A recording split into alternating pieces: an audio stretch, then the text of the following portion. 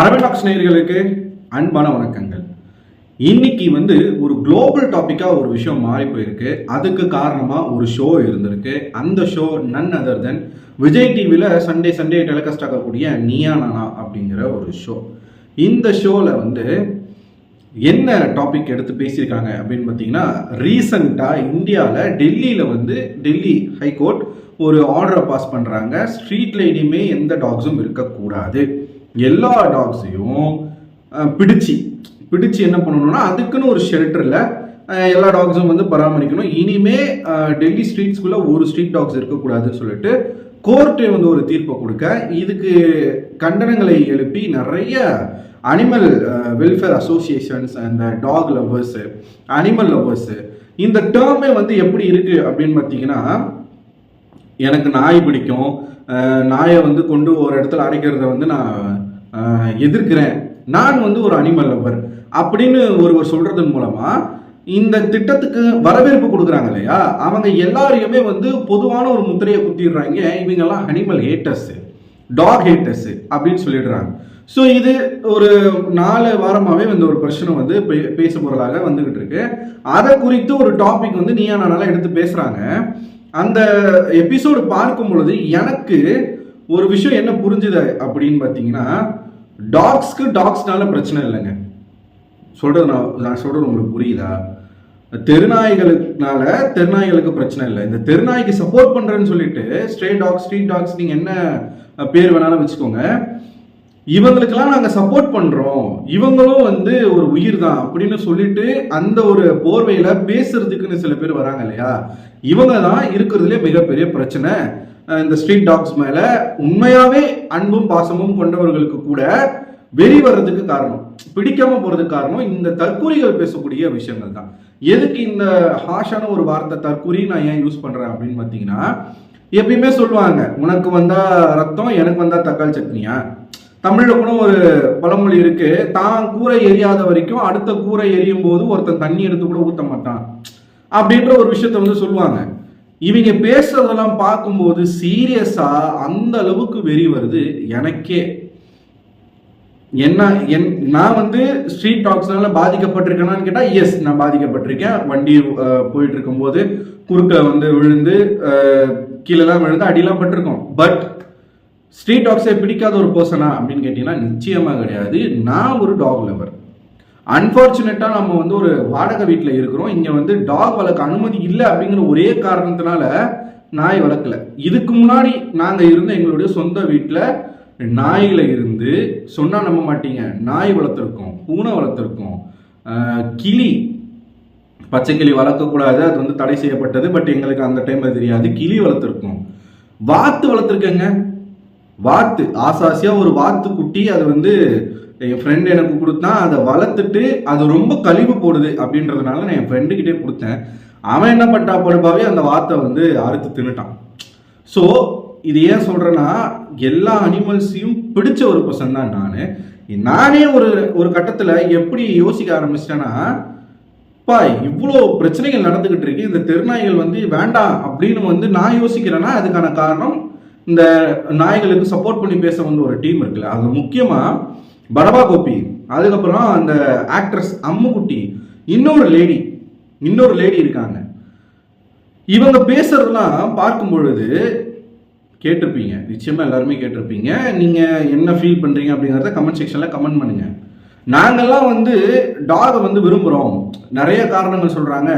ஒரு தெருக்குள்ள நாய் இல்லை அப்படின்னா திருட்டு பெருகிடும். ஒரு தம்பிலாம் என்ன சொல்லிட்டாருன்னா, பூனைகளுடைய இனவர்த்தி ஜாஸ்தி ஆயிடும், பூனையும் பிடிச்சு கொண்டு போய் நீங்க போட்டீங்கன்னா எலிகள் தொல்லை ஜாஸ்தி வந்துடும். இப்படி நிறைய விஷயங்கள் சயின்டிபிக்கலா சில விஷயங்களை பேசினாங்க. அதுக்கெல்லாம் நம்ம வரவேற்பு கொடுக்குறோம். பட் இந்த அம்மு அப்படிங்கிற அந்த ஒரு நடிகையும் இன்னொரு லேடி, அவன் பேர் தெரியல, இவங்க 2 பேரும் இன்க்ளூடிங் படபா கோபி, இந்த 3 பேரும் பேசும் பொழுது பத்திக்கிட்டு எரியுது. இந்த சைட்ல உட்கார்ந்துருக்கவெல்லாம் தன்னுடைய குழந்தையை இழந்திருக்கான்.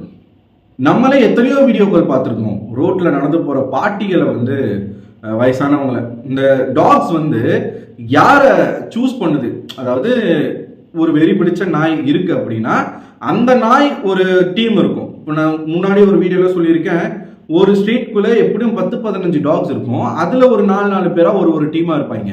அதுல ஒரு ஹெட்னு ஒரு டாக் இருக்கும், ஒரு ஹெட் டாக் இருக்கும். அந்த டாக் மேபி வெறி பிடிச்ச ஒரு டாகா இருந்துச்சு அப்படின்னா அது வந்து ஒரு டார்கெட்டை சூஸ் பண்ணுது அப்படின்னா யாரை சூஸ் பண்ணும்? தன்னை விட பலவீனமான இப்ப வளர்ந்த ஆண்களை வந்து அதுங்களை வந்து சூஸ் பண்றது கிடையாது. வயசான பாட்டிங்க, லேடிஸ், குழந்தைங்க. ஒரு குழந்தை 4 வயசு குழந்தைய ஒரு 4 நாய் கடிச்சு கொதறி கழுத்தெல்லாம் கடிச்சு கொன்றுச்சு.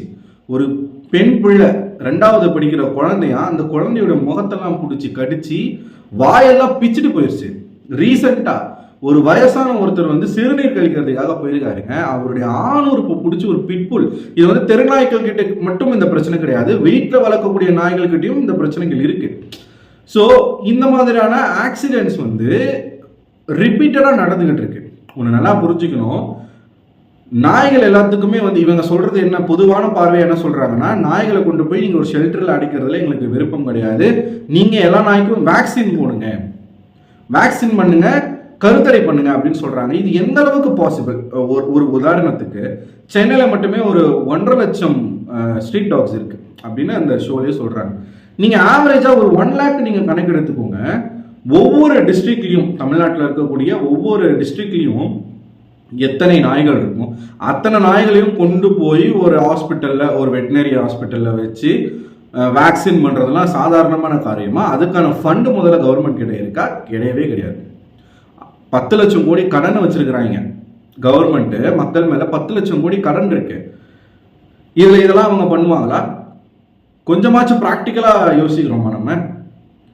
நான் என்ன கேட்குறேன்னா, இவங்க பேசும்போது நிறைய கான்ட்ராடிக்டான விஷயங்கள் இருக்காங்க. அம்மு அப்படிங்கிற அந்த ஒரு நபர் சொல்றாங்க, ஒரு நாள் வந்து அவங்க தெருநாய்களே இல்லாத இடத்துல காரை விட்டாங்களாமா. அந்த காருக்குள்ள ஒரு எலி போய் அந்த காரை ஃபுல்லா நாசம் பண்ணி செத்து போச்சான்.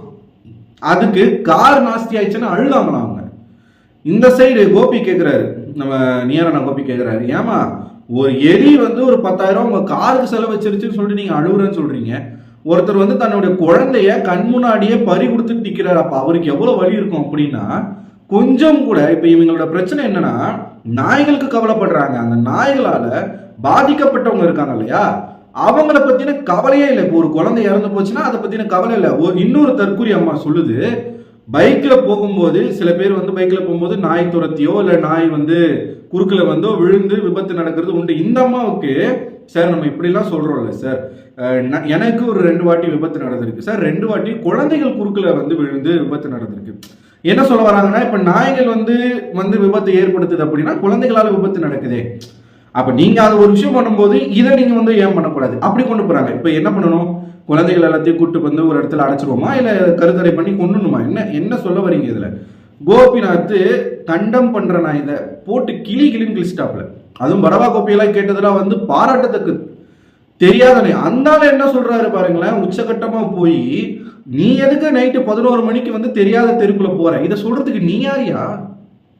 நான் எங்க போகணும், எங்க போகக்கூடாது, எத்தனை மணிக்கு போகணும், எத்தனை மணிக்கு மேல போகக்கூடாதுன்னு சொல்றதுக்கு நீ யாரு? நம்ம கோபி என்ன கேட்கிறாரு, அதனால தான் சொல்றேன், நீங்க என்ன பர்பஸ்க்காக வரீங்கன்னு அந்த நாய்க்கு தெரியாது அப்படின்றாப்புல. இவர் திருப்பி என்ன கேட்கிறாருன்னா, தெரியாத நாயை வெளியில அனுப்பிடுங்க. இது என்னமோ எனக்கு கோபிக்கே கேட்ட மாதிரி இருந்துச்சு. இவங்க நாங்க வந்து டாகை வந்து நாங்க விரும்புறோம், ஒரு ஸ்ட்ரீட் டாக் மேல உயிரிய வச்சிருக்கோம் அப்படிங்கிற ஒரு போர்வையில எவ்வளவு பெரிய ஸ்கேம் நடக்குது அப்படிங்கறத புட்டு வைக்கிறாங்க. இப்ப பல என்ஜிஓஸ் இருக்கு. அந்த பல என்ஜிஓஸ் இப்போ நீங்க எடுத்து பார்த்தீங்கன்னா அர்பன் ரீஜன்ஸ்ல தான் வந்து ஸ்ட்ரீட் டாக்ஸினுடைய பாப்புலேஷன் அதிகமாக இருக்கும். என்ஜிஓன்ற பேர்ல ஒவ்வொரு டாகுக்கும் ஒவ்வொரு விலை இருக்கு, அதுக்கு போடுற வேக்சின்ல இருந்து எல்லாமே வந்து அதுக்கு பின்னாடி ஒரு மிகப்பெரிய மாஃபியா இருக்கு. கிட்டத்தட்ட 36 லட்சம் கோடிக்கு மேல வந்து ஃபண்ட் இருக்குன்னு சொல்றாங்க. நீங்க நானாலே அதை பத்தி பேசிக்கிட்டு இருக்காங்க. இதை டார்கெட் பண்ணி தான் என்ன பண்றாங்க, இந்த மாதிரி இந்த அனிமல் வெல்ஃபேர் என்ஜிஓஸ் நிறைய வந்து இயங்கிக்கிட்டு இருக்கு. இவங்களுக்கு வந்து டாக் மேல கருணையோ அன்போ காதலோலாம் கிடையாது, அதுவும் ஒரு பிசினஸ் தான். புரியுதுங்களா? அதுவும் ஒரு பிசினஸ் தான். இன்னைக்கு நீயா நானா ஷோ மூலமாக வெட்ட வெளிச்சத்துக்கு இப்படிப்பட்ட ஒரு ஸ்கேம் வந்திருக்கு. நானும் நாய்களை விரும்பக்கூடிய ஒரு நபர் தான். ஆனா நாயா மனுஷனான்னு கேட்டா நான் மனுஷன் பக்கத்துல தான் நிற்பேன். இவங்க வந்து ராபிஸ் வருது, இப்ப நாயினுடைய உயிருக்கு இவ்வளவு மதிப்பு கொடுக்குற நீங்க ஆப்போசிட்ல ஒருத்தர் கேட்கிறாரு, உங்களை ஒரு கொசு கடிச்சா எதுக்குமா சொல்றீங்க? இப்போ ஒரு எறும்பு நம்மளை கடிக்குது, நம்ம என்ன பண்ணுவோம்? வீட்டுக்குள்ள எறும்பு தொல்லை ஜாஸ்தியா இருக்கு, என்ன பண்ணலாம்? மருந்து வச்சு கொள்ளலாம். வீட்டுக்கு வெளியில இருக்கிற வரைக்கும் உங்களுக்கு பிரச்சனை கிடையாது, வீட்டுக்குள்ள வந்தா பிரச்சனை. இப்போ ஒரு எறும்பு கடிச்சதுன்னா நான் கொன்றுவேன், அது உயிர் கிடையாது. ஒரு கொசு எனக்கு கடிக்குதுன்னா நான் கொன்றுவேன், அது உயிர் கிடையாது.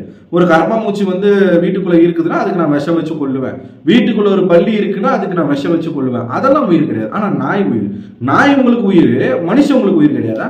அங்கேயே நிறைய பேர் வந்து நிறைய ஃபேஸ் பண்ணியிருக்காங்க டாக்ஸ்னால. ஒன்று நல்லா புரிஞ்சுக்கோங்க, அனிமல் லவராக இருங்க. இப்போ நான் இப்படி பேசுறதுனால நான் வந்து அனிமல் ஹேட்டர் கிடையாது. அப்படியான ஒரு முத்திரை என் மீது குத்தப்படும், பரவாயில்ல. நீங்கள் நாய்களை விரும்புறது எல்லாமே கரெக்டு தான், வாஸ்தவம் தான். இதுக்கு சொல்யூஷன் என்ன, இதை தான் கேட்குறாங்க. என்ன பண்ணலாம்? இப்போ ஒரு நாய்க்கு ரேபிஸ் வராமல் தடுக்கிறதுக்கான தடுப்பூசியை போடலாம். ரேபிஸ் வந்த நாயை குணப்படுத்துறதுக்கான ஊசி இருக்கான்னு கேட்டால் கிடையாது. இப்போ ஒரு நாய் கடிச்சிருச்சு, இப்போ ரேபிஸ் இல்லாத ஒரு நாய் ஒரு குழந்தைய கடிக்குது அப்படின்னா அந்த குழந்தைக்கு ரேபிஸ் தொற்று வராம இருக்கிறதுக்கான தடுப்பூசி போடலாம். அதுக்கான ஃபெசிலிட்டிஸ் இருக்கு, ஊசி இருக்கு. அந்த ரேபிஸ் நோய் வந்துருச்சு அப்படின்னா அதை குணப்படுத்தக்கூடிய ஊசி இல்லை. இது உங்களுக்கு புரியுதா இல்லையா? அந்த நாய் கடிச்சு அந்த குழந்தை இறந்து போயிடும். மனித உயிரை விட பெருசா அப்படிங்கிறது தான் நம்மளுடைய கேள்வி. ஸோ நான் ஏற்கனவே ஒரு வீடியோவில் சொல்லியிருக்கேன், இது ரெண்டு தரப்புலையுமே வந்து ஒரு ரெஸ்பான்சிபிலிட்டியை நம்ம எடுத்துக்கணும். ஸ்ட்ரீட் டாக்ஸ் லவ்வர்ஸ் இருக்கீங்க அப்படின்னா நீங்கள் வீட்டில் கொண்டு போய் வளங்க, தப்பே கிடையாது. என்னால் என் வீட்டில் வளர்க்க முடிஞ்சால் நான் வீட்டில் வளர்த்துப்பேன். இங்கே பெர்மிஷன் இல்லை, என்னால் வளர்க்க முடியல, இதான் பிரச்சனை. இது தெருநாய்களுக்கு மட்டும் பிரச்சனை கிடையாது. நான் சொன்னேன் இல்லையா, சென்னையில் 1.5 லட்சம், சென்னையில் மட்டும் 1.5 லட்சம் டாக்ஸ் இருக்கு அப்ராக்சிமேட்டாக எடுத்துக்கோங்க. இது ஸ்ட்ரீட் டாக்ஸினுடைய பாப்புலேஷன். வீட்டில் வளர்க்கக்கூடிய டாக்ஸினுடைய பாப்புலேஷன் நீங்கள் எடுத்து பார்த்தீங்க அப்படின்னா அதுவே இன்னும் அதிகமாக போகும். புரியுதுங்களா? ஸோ இது ஃபியூச்சரில் கொஞ்சம் இது வந்து ஒரு பிரச்சனையை கொடுக்கும். இதை கவர்மெண்ட் வந்து எப்படியாச்சும் இந்த பாப்புலேஷனை குறைக்கிறதுக்கோ இல்லை ஏதோ ஒன்று பண்ணுறாங்க. நீங்கள் என்ன பண்ணணும்னா கவர்மெண்ட்டுக்கு சப்போர்ட் தான் பண்ணணும். அதை விட்டுட்டு இதே டாக் லவர்ஸ் தங்களுடைய குழந்தைகளை பறி கொடுத்தா இப்படி தான் பேசுவீங்களா? பேச மாட்டோம் யாருமே. இப்போ அந்த ஷோக்கு பேசலாம், உண்மையாகவே உங்களையே ஒரு நாய் கடிச்சிருச்சிங்க, அதனால உங்களுக்கு பெரிய பிரச்சனை பெரிய பிரச்சனை. இப்போ அம்மாலாம் சொல்கிறாங்க நான் சிங்கிளாக இருக்குன்னு சொல்லிட்டு, நீங்கள் கல்யாணம் பண்ணல, காதலிக்கல, ஓகே. உங்களை வந்து ஒரு நாய் கடிச்சு எதுவுமே உங்களால் பண்ண முடியாத ஒரு சுச்சுவேஷனுக்கு உங்களை கொண்டு போய் விட்டுருச்சு. அப்போ நீங்கள் என்ன பண்ணுவீங்க? ஸோ நமக்கு நடக்காத வரைக்கும் எதுவுமே நமக்கு பெருசாக தெரியாது. தயவு செய்து இந்த மாதிரிலாம் கிறுக்குத்தனமாக பேசி இன்னும் மக்களுடைய கோபத்தை வந்து அதிகமாக்காதீங்க. நீங்கள் பேசுறது வந்து இன்னும் மக்களோட கோபத்தை அதிகமாக்கும். கொஞ்சமாச்சும் நியாயமா, அங்கே இருந்ததுலேயே ஒரே ஒருத்தர் தான் நியாயமா பேசினாரு.